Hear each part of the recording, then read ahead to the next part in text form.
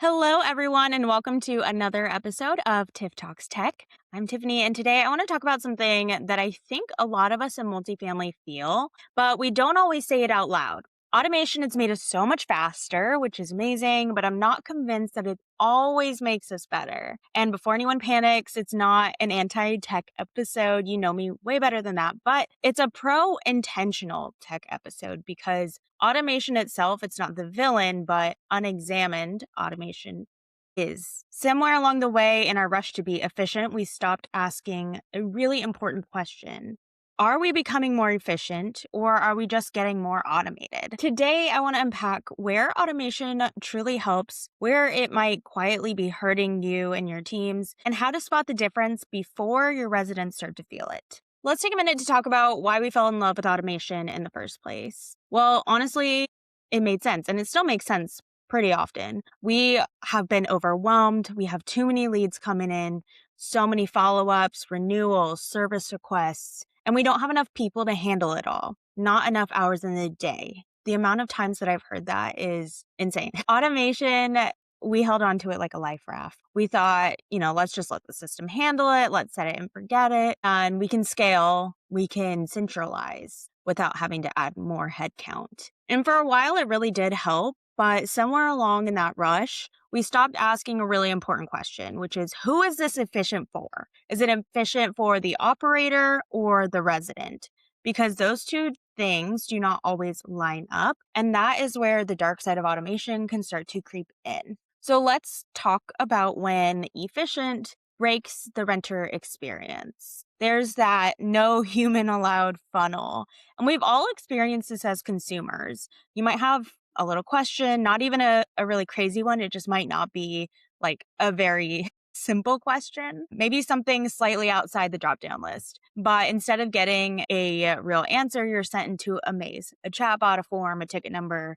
And then you don't hear anything. And I've definitely been there. I've had times where I have been on platforms and I'm like, give me the live chat because I just need to make a return or I just need help changing my flight or whatever it is, or I need help using my points. So if you think about that in the context of multifamily, you might see a prospect ask something very reasonable about like move-in time in or lease terms. And instead of a conversation, they get routed back into the schedule a tour or check out our website, look at our amenities, blah, blah, blah.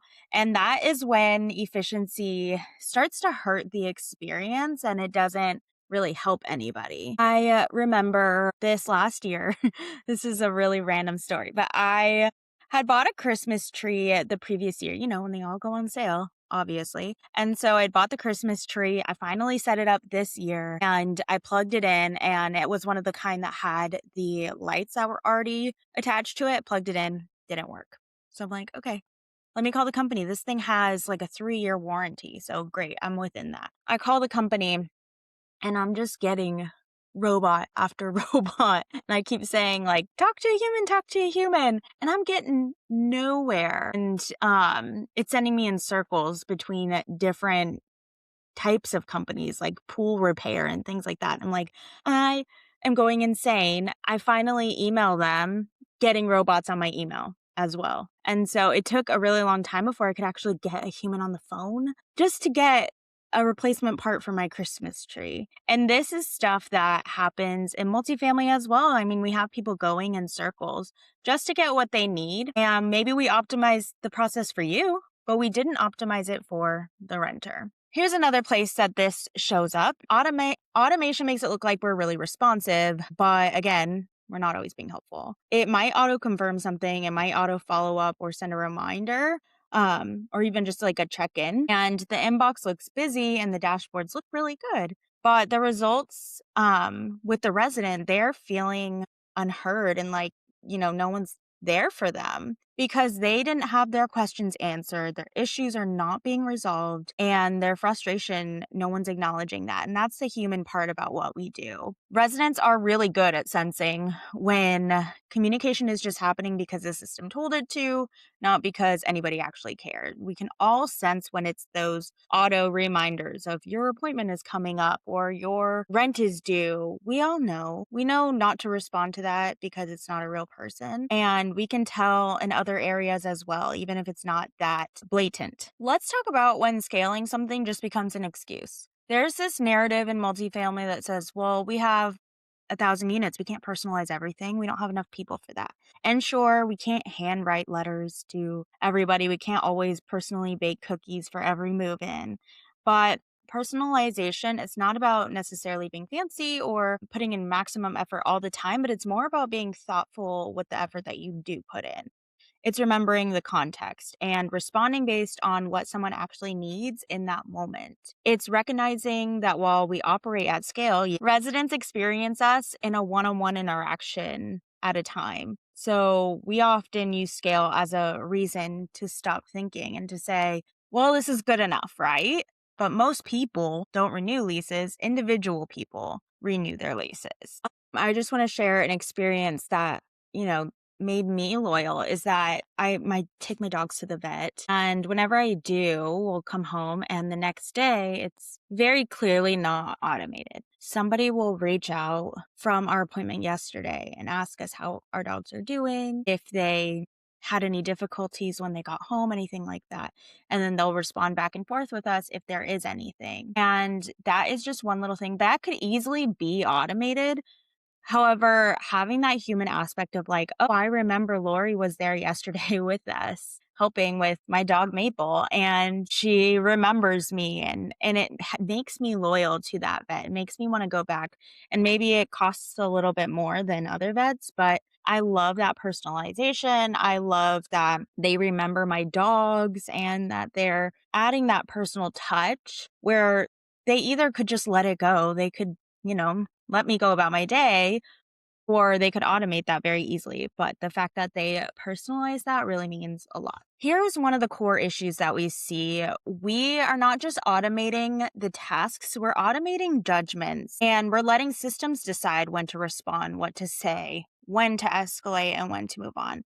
And those decisions are very deeply contextual. They require some discretion, empathy, and some nuance. And no matter how good the technology is, that's not something that machines do well. When automation removes that discretion, you also remove the human piece of it. I can also tell you about this is a recent experience with Southwest where the autoresponder, I had to get enough points to order 2 flights and me and my 2 kids were going. So I needed to order 3. And so I can't just order a child's flight with points. So I had to order myself and 1 child with points, and then I was going to pay for the last flight.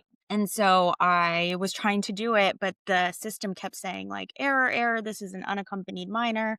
Please call, blah, blah, blah.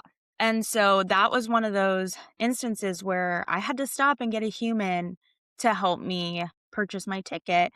And even though it was a little bit inconvenient and I had to place a call, I'm glad that they didn't just automate that and say, well, this person can't fly because they're underage.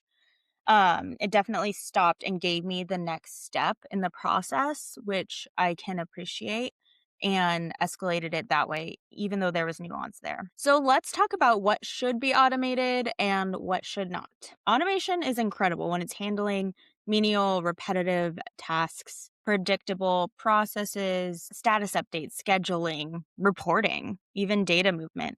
That stuff is perfect for technology. But where it can kind of get dangerous is when we try to automate the moments that are more emotional, complex, or they have some element of resident relationship. It might be conflict, confusion, complaints, anything where they actually need to be heard. Those moments, they don't necessarily need speed, but they need care and attention. And automation should support those great experiences, not necessarily replace them. It should give teams time back so they can listen better, respond better, and even be able to show up in a better capacity. And if automation isn't creating more space for humanity, then it's probably doing the opposite and making it feel really sterile and impersonal. Okay, so if you're listening to this and you're thinking, okay, How do I know if my automation is helping us or hurting us? Well, here are a few questions you can ask yourself to give yourself a quick gut check.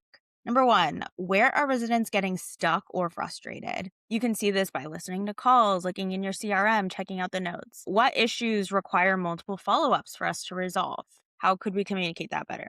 Where do on site teams feel boxed in by a system and like they can't put themselves into that task? What workarounds are your teams creating and does it make sense? And if you removed automation from one part of your renter journey, where would things improve? Where would they get better? When I worked on the operator side, I remember we had a team member who wanted to use our HR platform for our training content because to them it was like you can make it personalized, we can customize to our company's content, whatever. Even though the platform that we were using before, you could do that and more. They were actually creating a lot for you, especially when it comes to fair housing and things that you kind of don't want to mess with. I understand why they wanted to go with that rollout because to them, everything integrated in one place. You set up a person, they automatically get given their courses. I think they didn't understand the other system and why it was important as much as we tried to relay that. I don't think it always translated. And you could see it in the performance of our team. We were seeing failed mystery shops, bad experiences, bad reviews because they were not getting the proper training that they needed. And our team internally could not come up with the same content that we were getting from a multifamily specific platform. And that really created a dent in our service. So let's talk about why this matters more than ever. Multifamily is getting louder than it's ever been. We have more emails, more texts, more ads, portals, platforms, everything, and it can be overwhelming to the resident. So the brands that really win are the ones that not the ones that communicate the most. They're the ones that communicate the clearest, kindest, and most intentionally. Automation doesn't create clarity, the design of it does, and the workflows. So let me leave you with this. Efficiency is only impressive if it still feels human on the other side and you still have that element.